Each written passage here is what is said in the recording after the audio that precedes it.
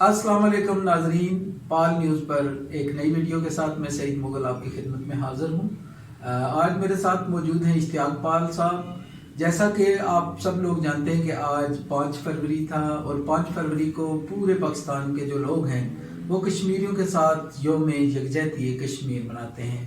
تو یوم یکجہتی کے حوالے سے جہلم شہر میں بھی کافی ساری تقریبات ہوئیں۔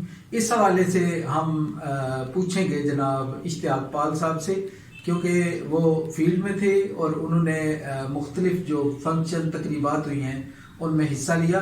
تو آئیے اشتیاق پال صاحب سے یوم یکجہتی کے حوالے سے بات چیت کرتے ہیں۔ جی پال صاحب۔ جی، آج 5 فروری یوم یکجہتی کے طور پہ پوری دنیا میں منایا جاتا ہے۔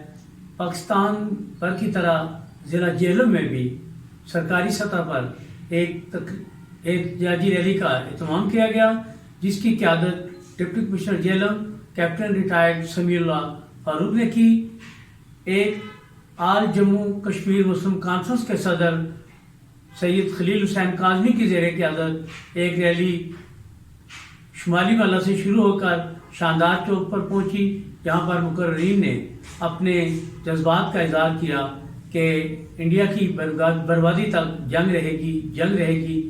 اس کے علاوہ تحریک لبیک اور دیگر جو مذہبی، سیاسی، سماجی تنظیمیں ہیں، انہوں نے بھی الگ الگ ریلیاں نکال کر کشمیری برادری سے اظہار یکجہتی کیا۔ جی تو ناظرین، یہ تھی آج کے جو تقریبات تھی ان کے حوالے سے ہماری رپورٹ اور ہماری یہ گفتگو تھی اشتیاق پال صاحب سے۔ اب اجازت دیجیے، اللہ حافظ۔